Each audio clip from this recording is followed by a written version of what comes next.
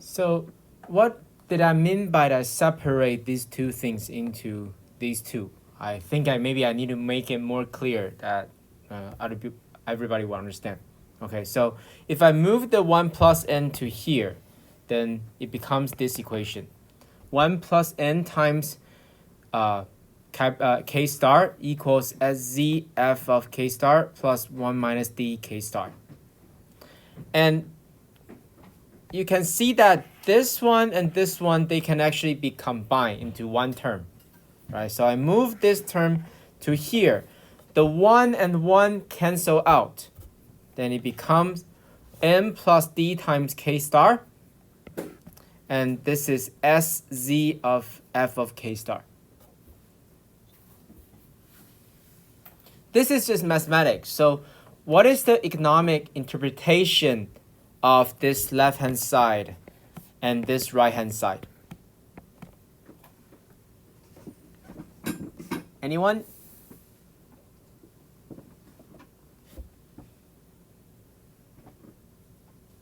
What is m plus d times k star? Or what is sz f of k star? sz f of k star should be the easier one. Anyone want to tell me what does that mean?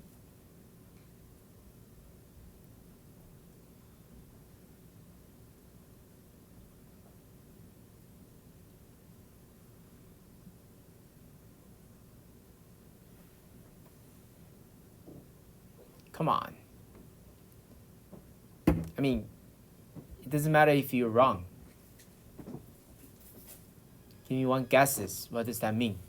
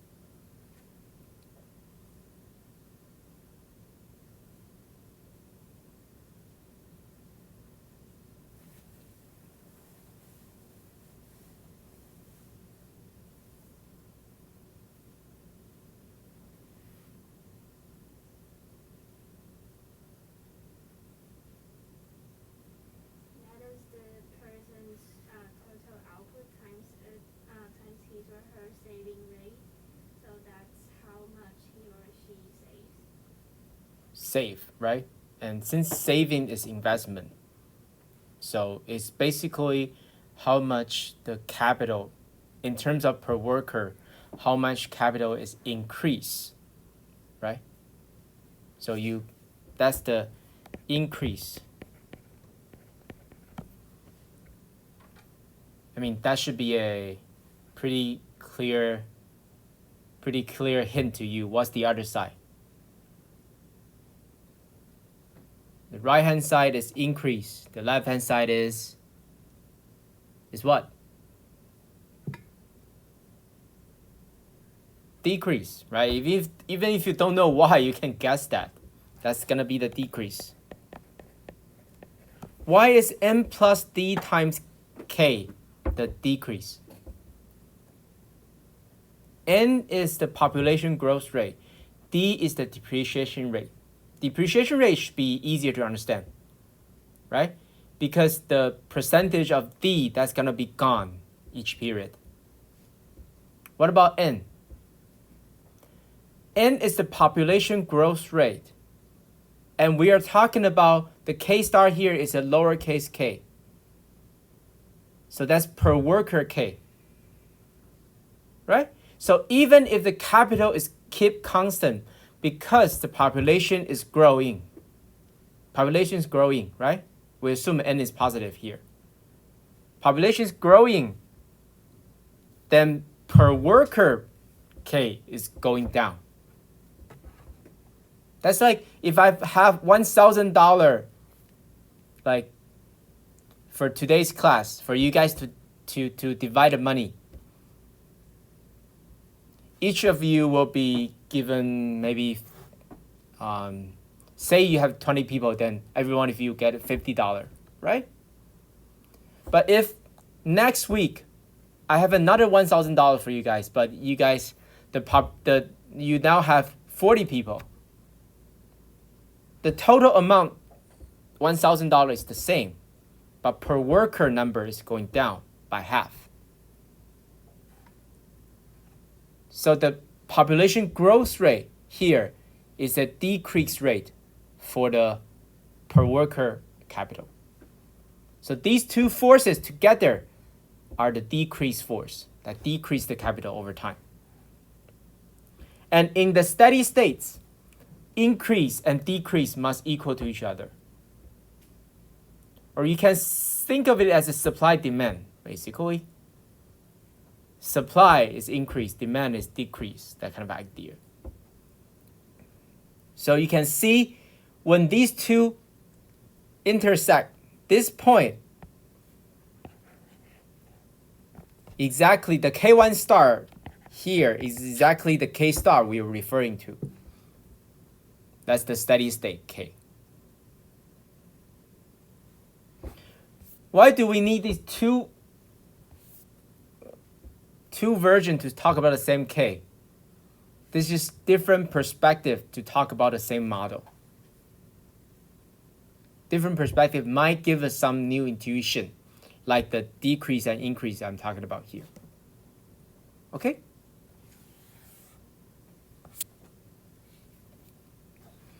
And it should be obvious that in this model, K is an endogenous variable and is the variable that we care the most. Okay. Solow growth model is basically a capital accumulation model. We want to study how people accumulate capital over time. So we care about the comparative statics of the K star. So we know this is just coming from the last page, okay? And we can do a total derivative to this equation. Okay. If you don't know what is total derivative, I mean, this is, if this whole thing is, I call it triangle, then this is partial K star partial triangle. And this is dk star, and this dn, dz, and this is partial, this is partial n, partial delta, and this is partial z, partial delta times dz. And it needs to be 0 if the K star is a constant, right? The whole equation is steady. And by this equation, by this total derivative equation, you can rearrange. So for example, if you want ds dk, where is s? S is here, dk is here. I assume, I didn't notice that. Sorry, I select two gray areas. So this one is the partial s, partial delta. This is partial s, partial n, partial delta. That should be correct. Okay. So if I want partial s and partial k, I assume partial dn and dz are 0. So we don't have this.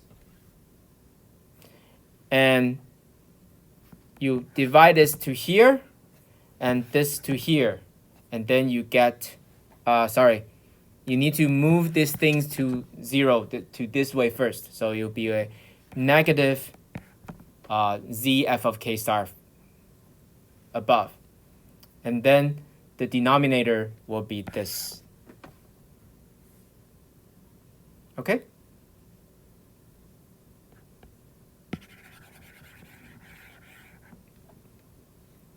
And followed by the same logic, you can do dn dk star, dz dk star. Okay,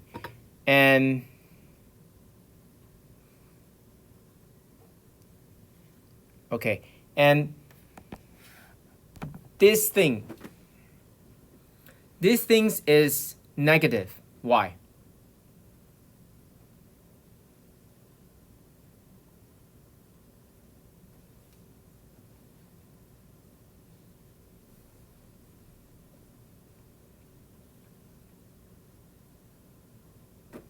Why is this negative?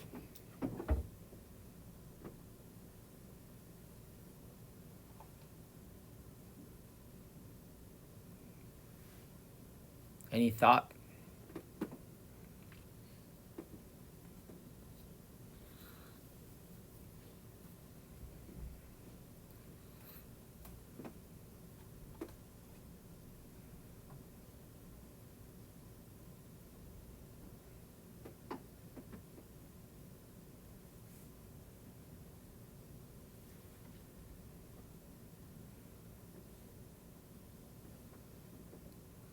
No idea?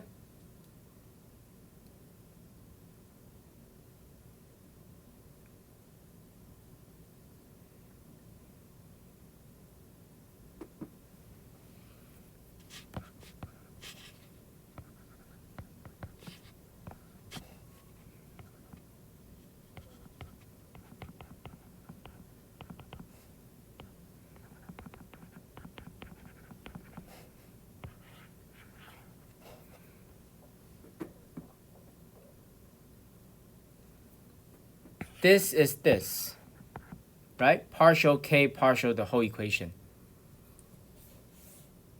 And this is basically this minus this, right? The difference between them.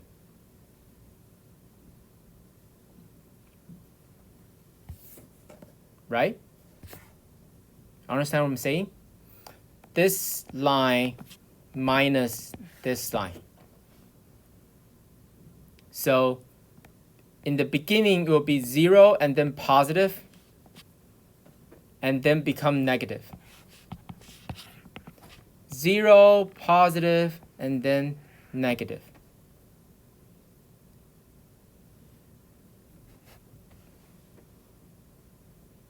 Right? And this 0 point is k star. Right?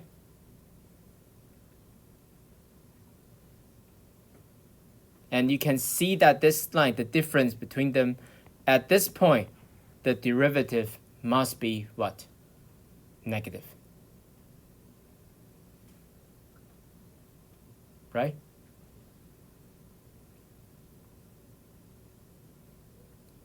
So if you find something you don't understand or don't know why, go back to the definition and check that one by one, point by point. Might be a good idea. Might be at least a good starting point. There are actually more than one way to prove this. I'm just showing you guys one way to do so. Okay? So this one is negative. So obviously this is negative. So negative and negative is positive.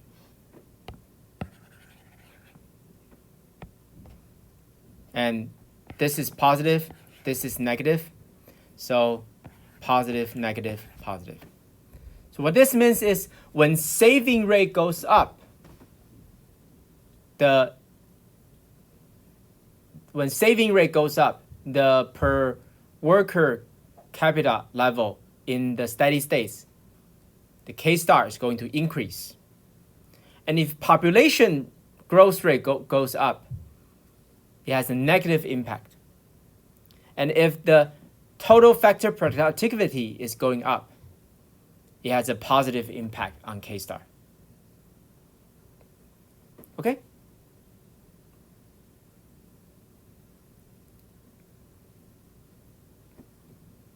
Any question about this whole page?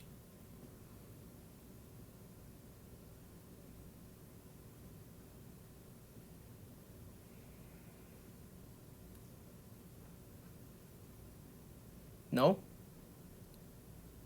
Okay.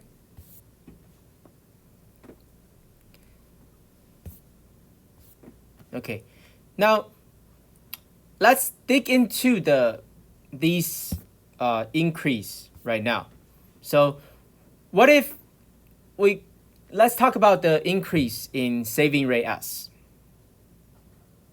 Okay. So in the steady state, this increase the capital per worker and real capital per capita. Okay. But in the steady state, there's no effect on the growth rates of aggregate variable. Okay. We show that it increased the capita per worker because this is positive. And real output per capita is also increased, but that's because the saving effect. But it's not that hard to prove here, but I will, that means the Y is increased as well. It's not that easy to prove here, but basically, if the capital per worker is increased, because Y is ZF of K star, right? So the capital, the output per worker also increase. But there is no effect on the growth rate of aggregate output. Aggregate variable. That means the capital K or capital Y. Why is that the case? You should know that K, the lowercase K star is a constant in steady state. K star is constant, it doesn't change. But K equals N times K star, right?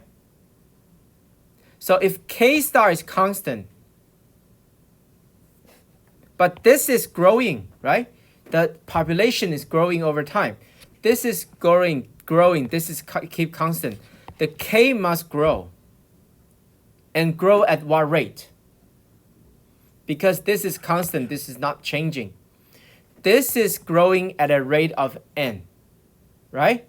So the capital case K must, the overall K must grow at the rate N. Similarly, Y is just Y star times N. So Y also grows at a rate N. And the investment I equals SY and C equals 1 times SY. 1 minus S times Y. So I and the C also grows at a rate N.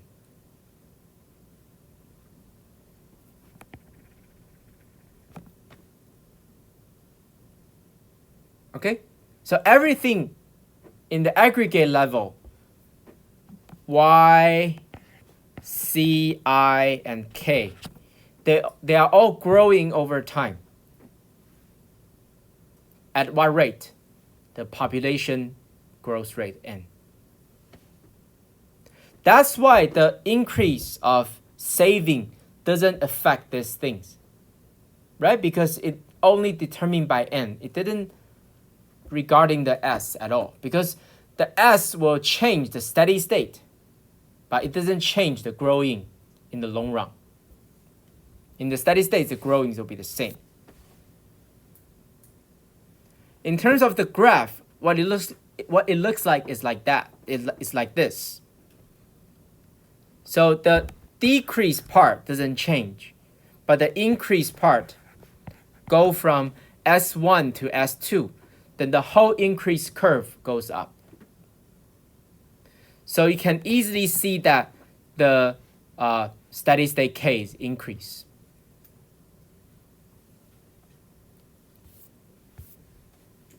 Okay. But here we take the long Y's because we want the derivative to be the growth rate. Okay? But basically what this is showing is that when the saving goes from, say, S1 to S2. It increased from S1 to S2. It increased from S1 to S2. What happened? The Y will have a big jump. And then it converges to a new level. Okay? The growth rate doesn't change. So this line is parallel to this line. These two lines are parallel. But because we're saving more, the total Y in the, it has a jump here.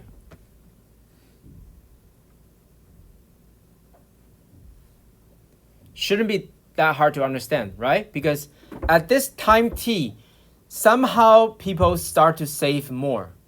And if you're saving more, the next round, there's more production. There's more production, the Y is higher. Okay? But in the long run, what I mean by this is that it will converge to a new path, a parallel path, so that the growth rate is the same. It's a constant growth rate. The derivative is a constant.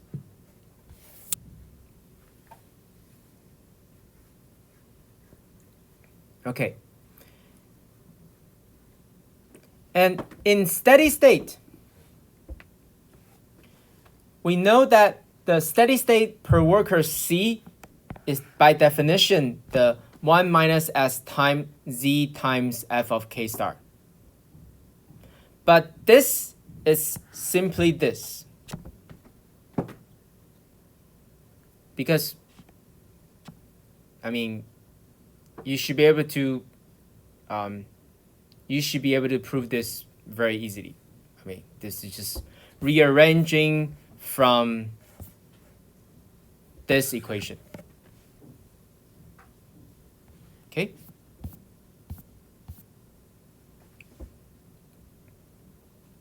So since we have C star is Z of K star, basically that's the Y, and that's minus the saving, basically. Okay? And so you can have the derivative of S on C star. You just take a derivative of S on here, right? And by the chain rule,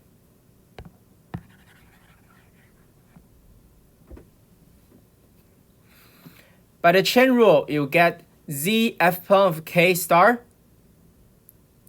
and minus N minus D part ds dk. Because Z of F K star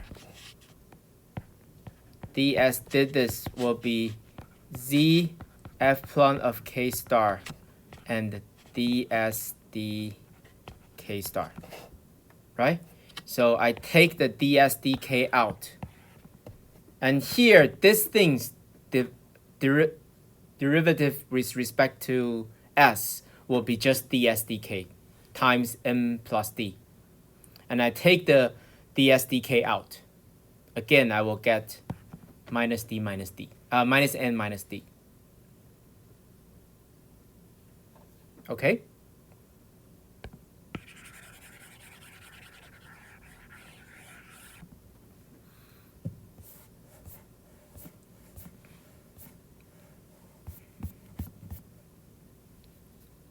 Okay. And this has a ambiguous sign. It's not clear. We know ds dk, right? ds dk is positive. ds dk is positive. But for Z F plum of K star minus D minus N, that's what? You can check on this graph. This slope is z f plot of k, right? It goes from almost infinity to something, converge to 0. The derivative of that. So it can be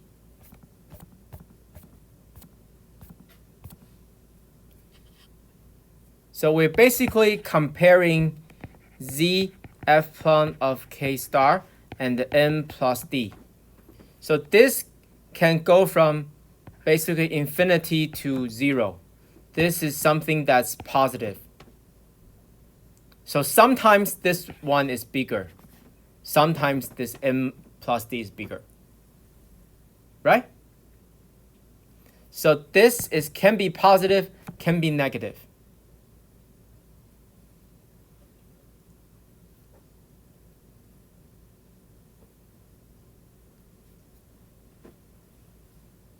So this sign is ambiguous. What does it mean by ambiguous? It means that when saving goes up, you cannot be sure whether the consumption per worker in the steady state will increase or decrease. It can also be not changing over time. The increase in the saving does not change the C star.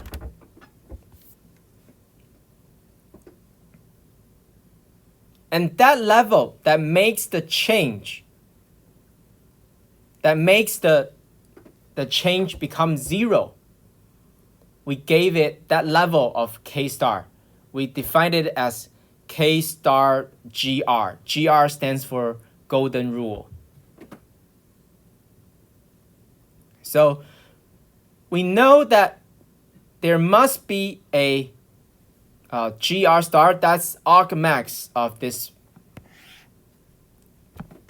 function. That means the derivative at that point is 0. So this is 0 basically. So I say this can be positive, can be minus, can be 0. This GR, K star GR is the one that makes this number 0.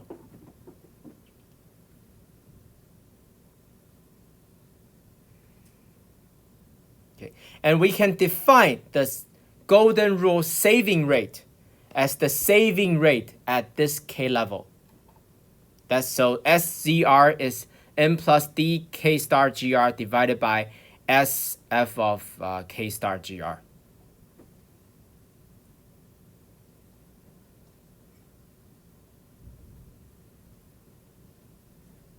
Okay? That's the saving, basically.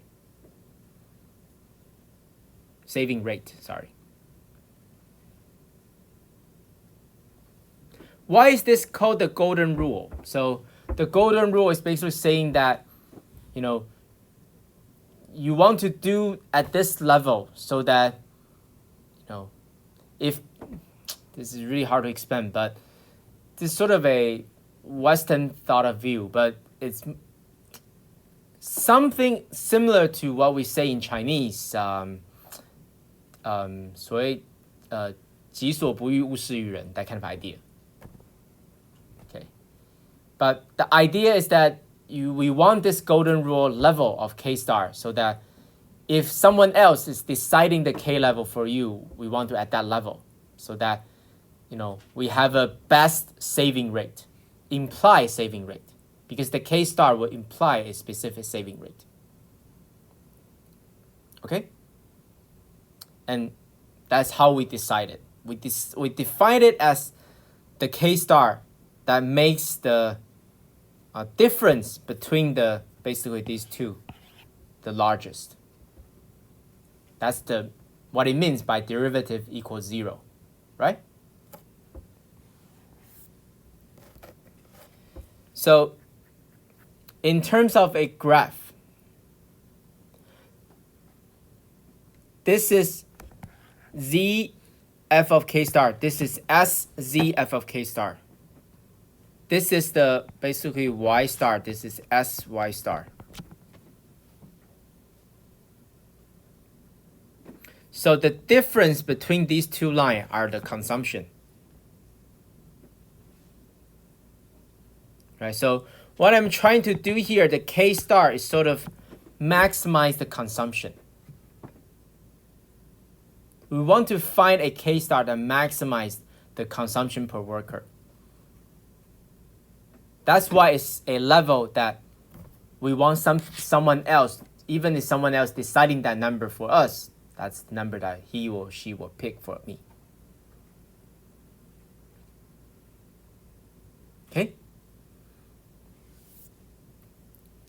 So basically, the case GRK star will maximize the consumption level at some C star level.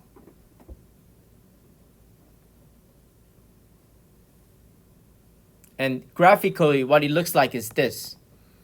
Remember, the N plus DK star will intersect this and decide the K level, the K star level.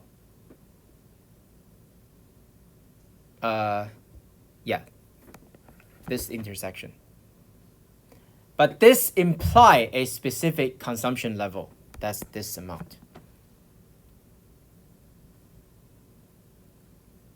Okay? Any question about the golden rule quantity of capital per worker?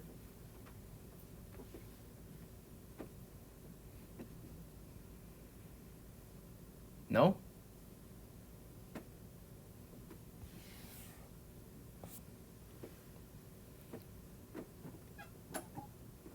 Next is the increase in N.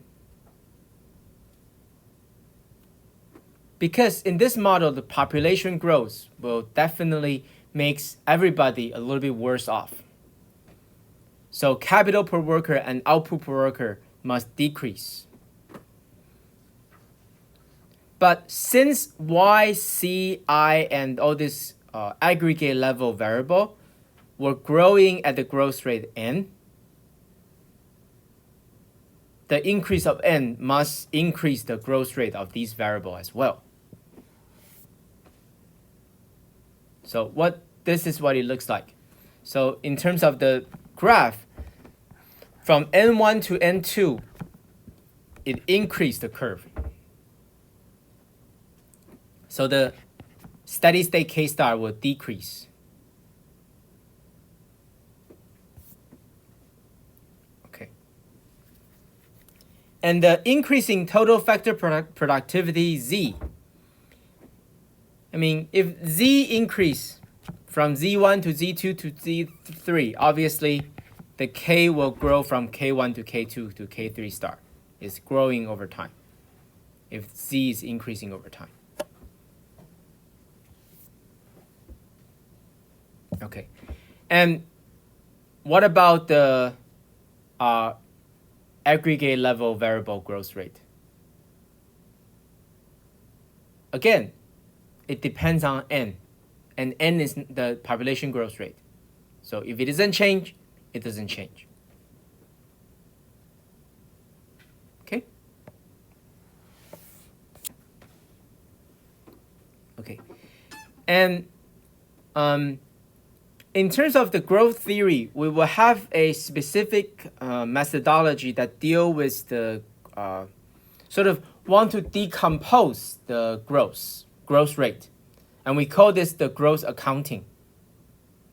So basically, we use the production function and the measurement of aggregate input and output to set aside different attributes of economic growth, especially the growth in factor input and total factor productivity growth. We did this before. Remember, we defined something called the Solow residual. And we know we can, the Solow, because the Z, the total factor productivity, is the only thing that we cannot capture. We know K star, the capital K, N, and Y. And we use a alpha equals 3 and a CD production function so that the Solow residual is calculated. And we looked at this before, right? Remember? The natural log of the Solow residual looks like this. So it matches the natural log of the growth over time. In fact, this is the average annual growth rate in the Solow residual. You see that in the 1950, 60, it's about 1.7, 1.8. But in the 70, this is the so-called oil shock or oil crisis. Okay, back then, the growth rate in Solow residual goes down by a lot. And also, this is the recent recession. It also goes down. Total effective productivity goes down. Otherwise, the Z is always growing at a rate about 1.5 or 1.3. And what about the average growth rates of all these variables? So the Y growth rate here can be divided into these three parts, basically. This is what we have in the previous page. And you can see that both the contribution from capital and labor are going down. Especially in recent years, it goes down to 0.9. So that it means in the United States, the growing of economic growth right now is mostly contribute from the total factor productivity. This is from 09 to 14, not really current year, but you can check the recent data. Should have a similar trend. Except for the pandemic right now, it may have some change. But the pandemic right now should hurt the total factor productivity a lot.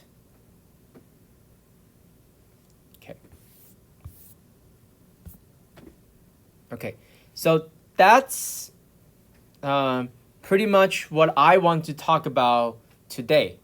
I will keep talking about this chapter next week. So the last model that I will talk about is the optimal growth.